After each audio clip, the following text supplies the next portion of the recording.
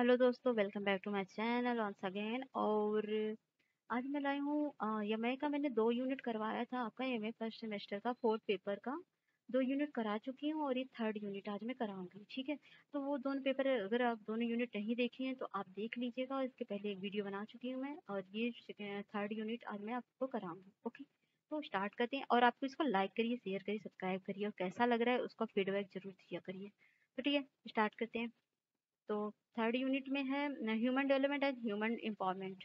तो human development and human empowerment की बात करें तो सशक्तिकरण से तात्पर्य किसी व्यक्ति की उस क्षमता से जिसमें अ, उसमें से योग्यता आ जाती है, मतलब जिसमें उसमें ये योग्यता आ जाती है कि जिससे वह अपने जीवन से जुड़े सभी निर्णय स्वयं ले सकता है। तो महिला सशक्तिकरण में भी हम उस क्षमता की बात करते हैं जहाँ पर महिलाएं परिवार समाज के सभी बंधनों से मुक्त होकर अपने निर्णय की निर्माता खुद बन जाती हैं। तो वहीं पर बात करें, सशक्तिकरण लोगों में और समुदाय में स्वायत्तता और आत्मनिर्णय के स्तर को बढ़ाने के लिए डिजाइन किए गए उपायों का एक सेट होता है, ताकि वे अपने स्वयं के अधिकार पर कार्य करने के लिए जिम्मेदार और स्वनिर्धारित हो सकें। और सामाजिक, राजनीतिक, शैक्षिक, लैंगिक और आध्यात्मिक शक्ति में सुधार को सशक्तिकरण कहा जाता है। तो ठीक है, कोई भी व्यक्ति तब तभी एम्पावरमेंट उसमें कहा जा सकता है जो अपने निर्णय ले सके और सभी चीजों में पार्टिसिपेट भी कर सके। तो सशक्तिकरण अभियान के रूप में आत्म सशक्तिकरण की प्रक्रिया और लोगों के पेशेवर समर्थन दोनों को संदर्भित करता है, जो उन्हें शक्तिहीन और प्रभाव की कमी की भावना को दूर करने और अपने संसाधनों को पहचानने और उपयोग करने में सक्षम बनाता है। यह मजबूत और अधिक आत्मविश्वास बनने की प्रक्रिया है, जो विशेष रूप से किसी के जीवन को नियंत्रित करने और किसी के अधिकारों को वह दावा के लिए होती है। तो वहीं बात करते हैं पिलर्स ऑफ ह्यूमन डेवलपमेंट। तो equality, sustainability and productivity and empowerment, ये सारी चीजें होनी चाहिए। इक्वालिटी होनी चाहिए, सस्टेनेबिलिटी होनी चाहिए, और प्रोडक्टिविटी और एम्पावरमेंट होना चाहिए। तो ठीक है, यहाँ पर क्वार्टर्स 4 पिलर क्या है? इकोनॉमिक डेवलपमेंट है, और ह्यूमन डेवलपमेंट है, सोशल डेवलपमेंट है, इन्वायरमेंटल डेवलपमेंट है। और आगे बात करते हैं ये human womens empowerment, womens empowerment, status and role of womens. आप देख सकते हैं यार, हर क्षेत्र में वुमेन शायद ही वुमेन्स का आगे बढ़ना ही वुमेन्स एम्पावरमेंट के में कहा जाएगा या गिना जाएगा।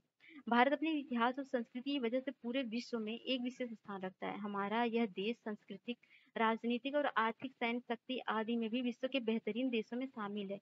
वैसे तो आजादी के बाद देश की इन स्थितियों में सुधार की पहल हुई है, लेकिन अभी भी बहुत ज्यादा आबादी इस सबके से पीछे, खासकर स्त्रियां स्त्रियां भी समाज से बहुत ही पीछे हैं। तो इस समाज में स्त्रियों को मतलब बराबर का दर्जा देना और उस स्त्रियों में सशक्तिकरण करना, क्योंकि 50%, 49% लगभग स्त्रियां ही हैं समाज में। अगर सोचिए वो हर जगह पार्टिसिपेट करेंगी तो हमारा देश कितना आगे बढ़ेगा। तो आधी आबादी के रूप में महिलाएं हैं, ये तो पता है आपको, मैंने बता दिया। भारत में विभिन्न सांस्कृतिक का संगम है। स्त्री हर संस्कृति के क्षेत्र में होकर भी केंद्र से दूर है। सिमोन द beauvoir का कथन है कि स्त्री पैदा नहीं होती, बनाई जाती है। समाज अपनी आवश्यकता के अनुसार स्त्री को ढालता आया है। उसके सोचने से लेकर उसके जीवन जीने के ढंग को पुरुष अभी भी तक नियंत्रित करते आए हैं, आज भी करने की कोशिश करता है। पितृसत्तात्मक समाज ने वह सब अपने अनुसार तय किया है। जब सशक्तिकरण का सवाल उठता है, तब तब समाज ही कटघरे में खड़ा होता है। समाज में लगातार बदलावों के लिए संघर्ष चलता रहा है और चलता रहेगा। मातृसत्तात्मक समाज की बात करें तो भारत व समूचा विश्व पितृसत्तात्मक ही है, समाज के ढांचे पर आया है। यहाँ स्पष्ट कर देना यह आवश्यक नहीं है कि जब हम महिलाओं के सशक्तिकरण की बात करते हैं तो उसका आशय यह नहीं है कि समाज पितृसत्तात्मक समाज को बदलकर मातृसत्तात्मक कर दे, बल्कि भारत में पूर्वोत्तर की खासी व कुछ अन्य जनजातियों में मातृसत्तात्मक समाज की अवधारणा देखी जा सकती है, जहाँ नारी प्रधानता होती है। विश्व की कुछ जनजातियों में, जैसे चीन की मोसवा, कोस्टा रिका की ब्रिब्री जनजाति, न्यू गुयाना की नोगोविशी जनजाति मातृसत्तात्मक है। यहाँ महिलाओं की राजनीतिक, अर्थव्यवस्था व सामाजिक क्रियाकलापों से जुड़े निर्णय लेती है। यदि समाज को स्वस्थ दिशा में आगे बढ़ाया जाए तो समाज मातृ व पितृसत्तात्मक होने के बजाय इनसे निरपेक्ष हो तो एक बेहतर सामाजिक संरचना तैयार होगी, और वही मायनों में और सही मायने में पुरुष स्त्री समान रूप से सशक्त हो पाएंगे। लेकिन ये तो नहीं लगता हो पाएगा, फिलहाल देखते हैं। वर्तमान समय में महिलाएं अपनी साझेदारी, अपनी बेहतरी के लिए ओर बढ़ रही हैं, परंतु हमेशा से स्त्री की स्थिति इतनी निम्नतर नहीं थी। वैदिक काल में लेकर वर्तमान काल को देखें तो स्त्री ने मानवीय जीवन पहले भी जिया है। एक सशक्त जीवन की गवाह वह पहले भी रह चुकी है। उत्तर वैदिक काल की स्त्री में एकाएक बदलाव नहीं हुए हैं। स्त्री पर अनगिनत अंकुश लगाए जाने लगे, धीरे-धीरे लगे और आज तो बहुत ही ज़्यादा लग चुके हैं, अब धीरे-धीरे सही हो रहे हैं। मध्यकाल तक आते-आते स्त्री की स्थिति दयनीय हो चुकी थी। हालाँकि भारतीय इतिहास में भक्ति आंदोलन के समय महिलाओं के प्रति सकारात्मक दृष्टिकोण विकसित हुआ, लेकिन लगातार हो रहे आक्रमणों के बीच महिलाओं को पुनः घरों में कैद कर दिया गया। किसी भी आक्रमण में सर्वाधिक शोषित महिलाएं ही होती हैं। बाद में हम हरम में कई रानियों को रखने की ये रिवाज सामान्य हो गया। भोग की वस्तु के रूप में तब्दील हो चुकी स्त्री दशा को सुधार करने की कोशिश फिर भी आधुनिक काल में ही शुरू हुई। एक लंबे प्रयास व आंदोलन से गुजरते हुए महिलाओं ने अपने अधिकार के लिए खुद लड़कर अपने लिए अनेक अवसरों का रास्ता खोला। अभी सामाजिक, आर्थिक और राजनीतिक, सांस्कृतिक रूप से कई जगहों पर इनके साथ समानता का व्यवहार नहीं किया जा रहा है, बल्कि इन्हें सभ्य समाज उनका हक है महिलाओं के लिए, मतलब महिलाओं का हक है सभ्य समाज भाई, उनको दो संभावना का बड़ा ही मतलब कम संभावनाएं होती है कि वो आगे बढ़े। तो उनको संभावनाओं को बढ़ाइए, उनके इंतजार को खत्म करिए, उनके लिए सशक्त बनाइए ताकि वो भी खुलकर लाइफ को जी सके। तो यहाँ पर देख रहे हैं। जी तो ये यूनिट 3 इतना है, तो यूनिट 4 पे चलते हैं। तो देखते हैं यूनिट 4 में क्या है। अ, तो यूनिट 4 में हम डिस्कस करते हैं जेंडर एंड लेबर प्रोसेस। तो महिला श्रम के बारे में बात करते हैं। महिलाएं भारतीय कार्यबल का एक अभिन्न अंग बनाती हैं। रजिस्ट्रार जनरल ऑफ इंडिया द्वारा प्रदान की गई सूचना के अनुसार महिलाओं की श्रम भागीदारी दर 2001 में 25.63% थी। यह अब 1991 में 22.27% और 1981 में 19.67% की तुलना में वृद्धि हुई है। जहां महिलाएं श्रम भागीदारी दर में वृद्धि कर रही है, पुरुष श्रम भागीदारी दर की तुलना में लगातार उल्लेखनीय रूप से कम होती जा रही है। 2001 में ग्रामीण क्षेत्रों में महिलाएं श्रम भागीदारी पर 30.79% थी, वहीं शहरी क्षेत्रों में 11.68% थी। तो इस तरह से उनकी भागीदारी बढ़ रही है, फिलहाल अच्छी बात है।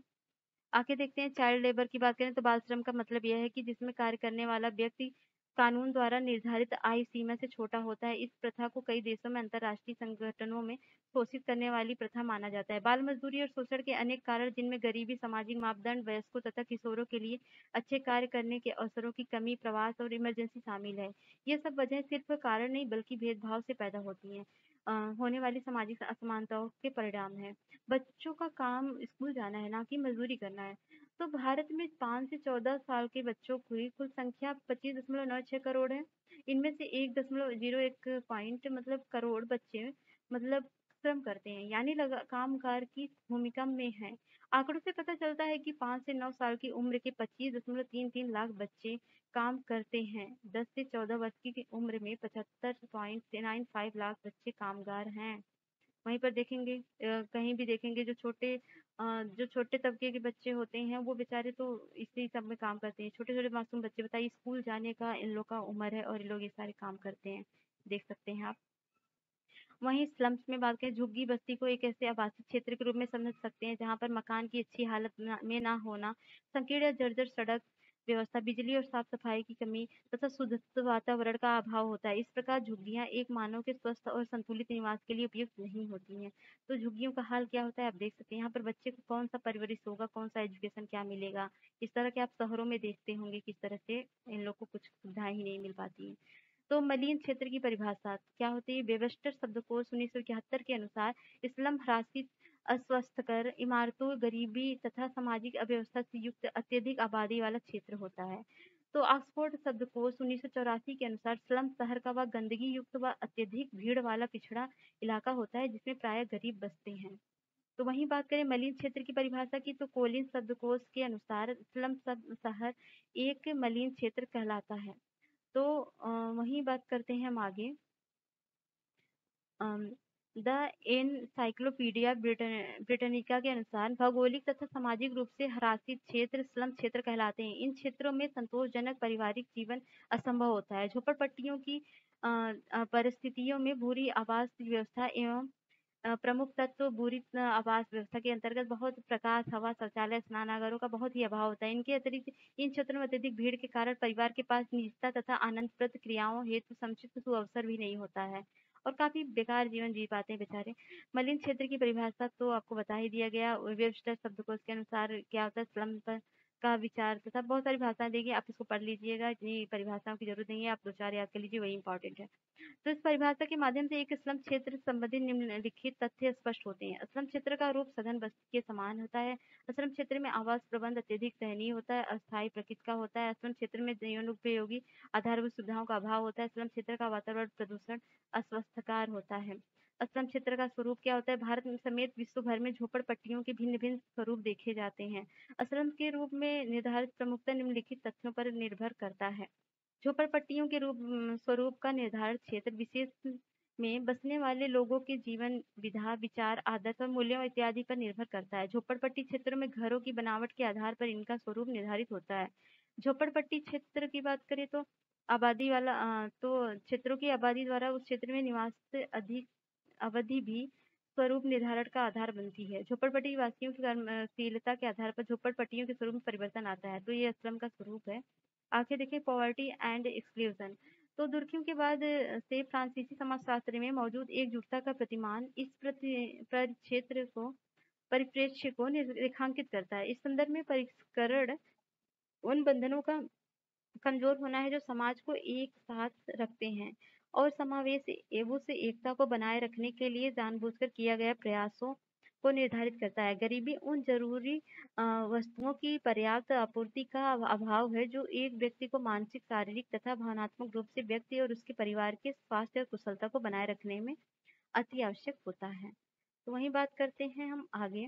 तो यदि हम सोचते हैं कि केवल भोजन, वस्त्र और आवास प्रबंधन से निर्धनता की समस्या समाप्त हो सकती है, तो हम गलत सोचते हैं क्योंकि तीनों चीजें हमारे जीवन की जरूरी नींव को ही मजबूत करने का कार्य करती हैं। गरीबी वह डायन है जो एक व्यक्ति की और उसके भीतर की मानवता का प्रतिफल पाती है। गरीबी जीवन, समाज और राष्ट्र पर बोझ है। गरीबी व्यक्ति का ना तो कोई सम्मान होता है और ना उसके जीवन का कोई लक्ष्य ही बन पाता है। उसका सारा जीवन जरूरत की वस्तुओं को एकत्रित करने में निकल जाता है। गरीबी की के बारे में लिखने में मेरा मन तो मेरी बुद्धि, मेरी आत्मा लिखने में असमर्थ है। शायद मेरी ही नहीं, ये पृथ्वी के हर विचारक की यही स्थिति है। तो विचारकों का यही कहना है। आगे आप गरीबी देख सकते हैं किस तरह से है। आगे देखते हैं गरीबी की अभिशाप है। तो सॉरी, गरीबी किसी भी व्यक्ति के या इंसान के लिए अत्यधिक निर्धन होने की स्थिति है। तो गरीबी का डिफिनेशन है, उम्मीद से वो सारा जीवन काट लेते हैं, आंसू के कतरों को मुस्कान छांट लेते हैं। अमीरों की भूख है जो कभी कम नहीं होती, और मेरे देश में गरीबी तो आधा निवाला भी बांट लेते हैं। तो ठीक है, तो गरीबी के बारे में सारी बातें की गई, सामाजिक बहिष्कार, गरीबी किस तरह से होती है। तो यूनिट 4 यहाँ तक कंप्लीट हो चुका है। और आपको कैसा लगा ये यूनिट आप बताइएगा जरूर।